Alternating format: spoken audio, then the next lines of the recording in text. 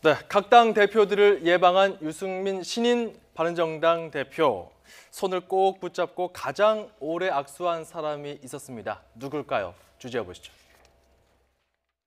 문재인 정부와 여당에 대한 반대를 위한 반대, 비판을 위한 비판은 하지 않겠습니다. 오후에 국민의당 안철수 대표, 정의당 이정미 대표를 예방하겠습니다.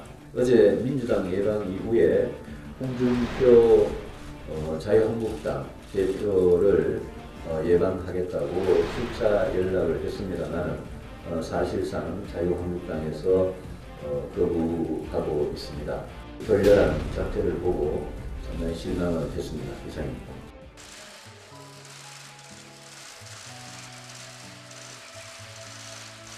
악수할까요? 네, 우리 바른정당의 새 대표로 선출되신 유승민 신인 대표님을 환영합니다.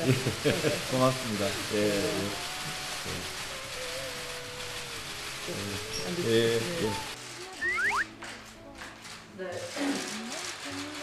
추미애 대표님 거대 여당을 이끌어 가시고 하느라고 참 고생 많으신데요.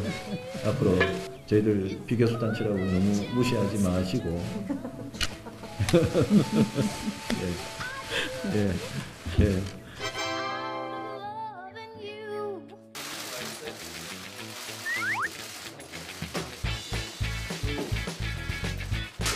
얼마나 그렇습니다. 아닙니다. 잘 되겠습니다.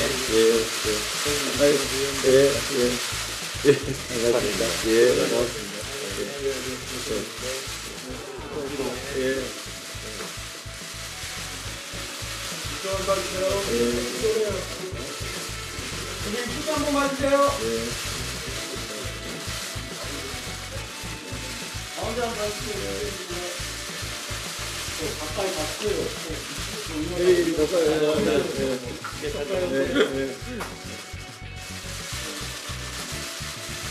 여기 한번 나오시죠.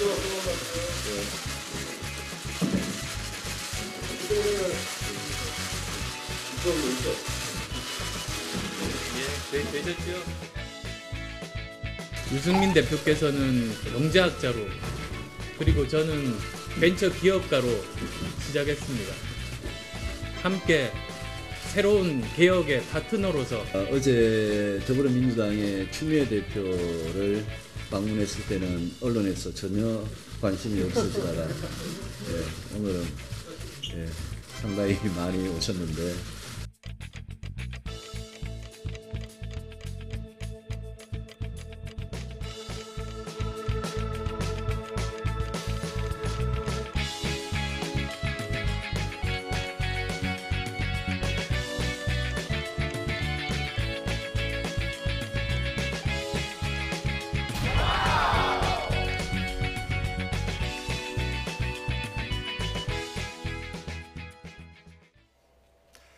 네, 정치권 이야기 이어가기 위해서 이종훈 정치평론가, 서가번 국민대 특임교수 두 분 더 모셨습니다. 어서 오십시오. 안녕하세요. 네, 이종훈 평론가님. 네. 유승민, 안철수 두 사람 분위기 이거 어떻게 해석해야 됩니까? 아니 조만간 뽀뽀하시겠어요. 그런데 사실은 그 지난 대선 TV 토론 때 기억나시죠? 유승민 후보가 좀 까다로운 질문을 했을 때 보인 반응하고 지금 굉장히 사뭇 좀 달라졌습니다. 그런데 지금 이런 밀월 관계가 과연 얼마나 오래 갈지는 좀 지켜봐야 된다 이렇게 생각합니다. 당분간은 서로가 좀 필요하기 때문에 이제 저렇게 이제 공조를 하는 건데, 그러니까 사실은 지난 대선 과정에서 이미 그 후보 단일화 얘기가 나왔었지 않습니까? 그때 만약에 단일화를 성사시켰더라면 지금보다 훨씬 더 좋지 않았을까 이렇게 생각을 해요. 그러니까 당세로 보더라도 아주 번듯한 중도 정당이 하나 탄생을 했을 것이고, 이 두 분의 입지도, 정치적인 입지도 훨씬 더 좋았을 것이다라고 생각을 합니다. 그런데 이제 와서 이제 다시 이제 어찌됐건 이제 뭐 한번 손을 잡아 보고는 있는데, 이게 지금 대선을 앞둔 시점도 아니고 총선을 앞둔 시점도 아니고 그렇기 때문에 뭔가 이렇게 선거에 임박해야 이 정치인들이 다급해서 사실은 행동으로 옮긴단 말이죠. 이번 같은 경우에도 저렇게 그냥 말만 무성하다가 그냥 그대로 싱겁게 끝나는 게 아닐까, 그런 생각도 좀 들긴 합니다. 그런데 서가본 교수님, 지금 선거가 아직 임박하지 않았다고 말씀하셨는데 지방 선거에 대한 움직임은 사실상 각 당에서 지금 시작된 거 아닙니까? 벌써 이제 시작됐지요. 사실은 지금 자유한국당으로 간 이 바른당의 탈당 의원들도 그런 이유 때문에 그런 게 아니겠습니까? 정치인들이라는 게 스스로의 지금 국회의원 선거가 아직 많이 남아 있지만은 그 선거라는 게 지역구 국회의원들은 혼자가 아니거든요. 그 속에 이제 당장 도지사도 있지만은 시도지사도 있지만은 시장, 그다음에 광역의원, 기초의원 또 그들과 함께하는 많은 이 조직들이 함께 있는데 그 사람들을 그 조직을 무시하고 정치를 지역구에서 한다 쉽지 예. 않거든요. 그들의 바람들이 있거든요. 그런 건 못 견디고 이제 그 제대로 된 보수, 그 중도 보수 한번 해보겠다고 하면서 다 이탈했던 거 아니겠습니까? 지금 그 유승민 대표나 안철수 대표 지금 두 분 정말 오랜 동지 만난 것처럼 서로 환하게 웃고 손 굳게 잡고 있는데 예. 천군만마 같겠지요. 서로의 지금 처한 입장이 지금 이념이나 가치나 이런 것들은 안중에 없고 우선 살고 보자 이런 것들인데 그만큼 선거가 이 코앞에 닥쳐 있으니 절박한 것이죠. 예. 유승민 대표 이렇게 부드러운 모습을 보여주고 있는데 조금 전에 뽀뽀할 것 같다라고 이야기를 해주셨는데 실제로 뽀뽀를 했던 적이 있었습니다. 여러 가지 고난을 거치면서 좀 변했다 이런 이야기가 나왔는데요. 하태경 최고위원의 말 들어보시죠.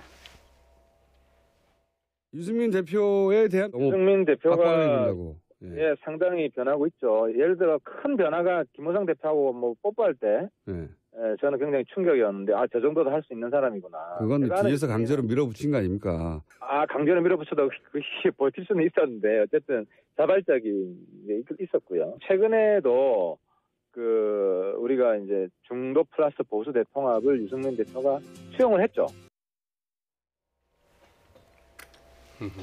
예전에는 정겹게 뽀뽀까지 했는데 결국은 갈라졌지 않습니까? 이번에는 어떨까요? 지금 하태경 의원이 얘기하고 있는 건 유승민 대표가 많이 달라졌다는 겁니다. 그러니까 굉장히 과거에는 원칙을 지키는 과정에서 대통령 선거 때도 통합하라고 그렇게 얘기했을 때 후보 단일화 끝까지 하지 않았던 부분들이 있는 거거든요. 다만 이제 유승민 대표 같은 경우는 이번에 굉장히 큰 부담감을 가질 수밖에 없는 게 자유한국당으로 통합한 의원들이 마지막에 주장했던 건 11월 13일 전당대회를 일단은 연기하라는 거였습니다. 그리고 나서 생각을 갖자라는 거였고 여기에 대해서 유승민 대표는 11월 13일 전당대회는 예정대로 하고 여기서 이제 본인이 당대표가 됐을 경우 보수 대통합을 명분 있게 하겠다라는 얘기를 했기 때문에 이젠 유승민 대표에게 주어진 시간이 얼마 남지 않았습니다. 그리고 이미 한 9명 정도의 의원들이 한국당으로 넘어가 있지만 11명이 남아있는 바른정당 의원들이 다 같은 생각을 하는 건 아니거든요.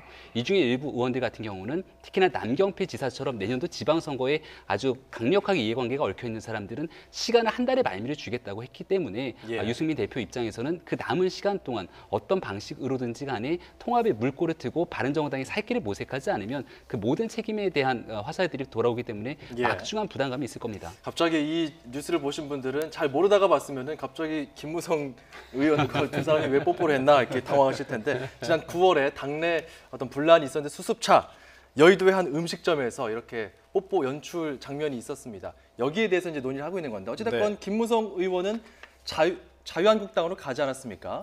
자유한국당의 홍준표 대표는 유승민 신임 대표의 예방을 받지 않았어요? 네, 그러니까 이제 선을 좀 긋는 거죠. 그런데 그렇다고 그러면 이제 바른정당에서 추가 탈당이 발생했을 때 안 받을 거냐? 당연히 받을 거라고 봅니다. 그런데 이제 더 많은 것을 이제 내주기는 싫은 거죠.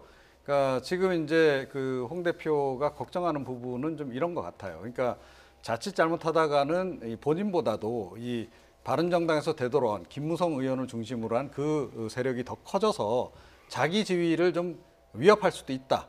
그래서 약간 좀 견제를 하려고 하는 그런 게 좀 있는 거고요. 그러니까 지금 근데 이 가장 핵심은 지금 어찌됐건 이 안철수 대표와 유승민 대표가 앞으로 어떻게 이 그림을 지금 그려갈 거냐 하는 그 대목인데 서로의 생각이 좀 다른 것 같아요. 그러니까 이 유승민 대표 같은 경우는 어찌됐건 끝까지 좀 독자적으로 가보려고 하는 생각이 일단 더 강한 것 같습니다. 근데 도저히 안 되면 자유한국당하고 어찌됐건 그 2단계 통합 그것도 받아들이지 않을 수 없는 상황이 될 수도 있다라는 정도까지는 간 것 같아요. 그런데 이제 그 과정에서 이른바 이제 절충파 남경필 지사를 비롯한 절충파가 제안을 한 것이 그럴 게 아니고 국민의당까지 다 데리고 가서 우리가 3당 합당을 해보자라고 지금 이제 제안을 한 거란 말이죠.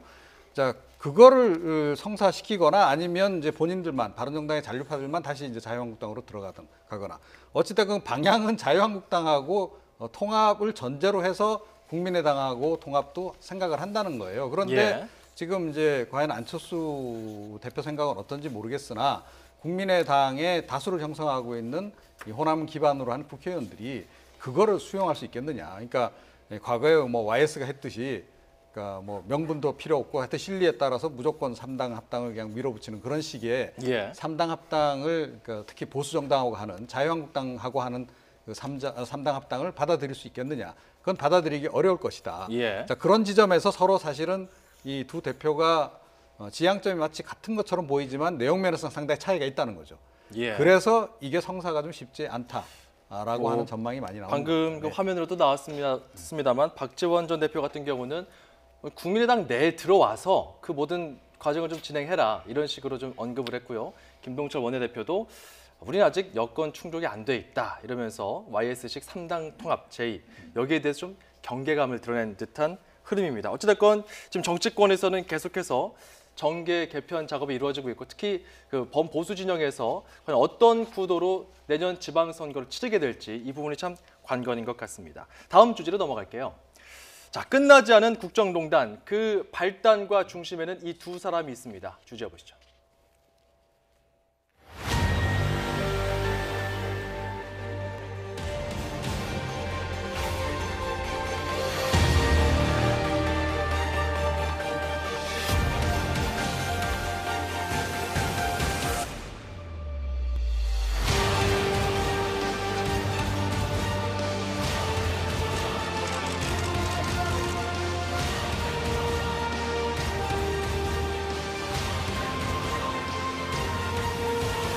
모욕적인 말과 사람 취급을 안 하는 도와주 정신 바짝 차리고 물어야 되고 유일한 대통령 박근혜를 사면한다.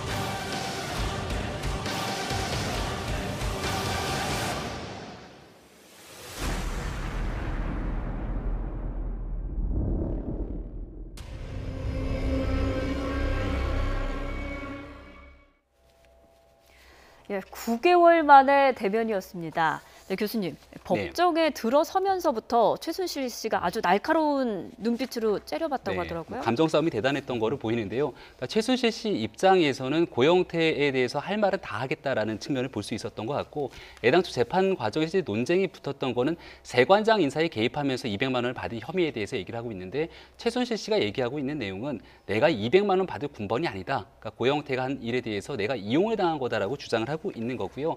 이 내용은 이제 앞으로 국정농단 사건 재판 과정 속에서도 미르재단과 K스포츠재단을 만들어내는 여러 가지 혐의들이 결국은 내가 주도한 것이 아니라 고영태가 주도한 것이다라고 아마 최순실 씨는 계속해서 주장을 할 것으로 보입니다. 그 과정을 앞으로 좀 지켜봐야 될 것 같고요. 일단은 뭐 그 최순실 씨의 주장처럼 재판부도 과연 그런 판단을 하게 될지는 앞으로 좀 지켜볼 필요가 있는 것 같습니다. 서가본 교수님, 그 최 씨 같은 경우는 나도 피해자다, 국정농단이라고 말하지도 말아라 이런 식으로 반응했어요. 우리 국민들이 보기에 얼마나 좀 가소롭고 참 이 염치 없겠습니까? 그러니까 염치도 없고 아무런 이 지경까지 몰고 갔는데 거기에 대한 반성, 일말의 반성도 없이 아직까지도 저런 모습을 보이고 있고 더 크게는 저런 사람한테 저런 정도의 사람에게 대통령이 의지해서 국가를 이 모양으로 지금 만들어 놓는 것에 대해서 참으로 통탄할 일이죠. 더군다나 이제 이런 이 모습들을 보면서 우리 국민들이 느끼는 이 감정들을 정말 자유한국당의 의원들도 깊이 한번 더 되새겨볼 필요가 있다고 봐요. 지금 뭐 이 적폐청산 여러 가지 과정에서 이것을 마치 정치 보복으로 이렇게 끌고 가고 있는 모습을 이 최순실과 고영태의 저 모습 속에서 저 재판 과정에서 정말 다시 한 번 더 되돌아보기를 바랍니다.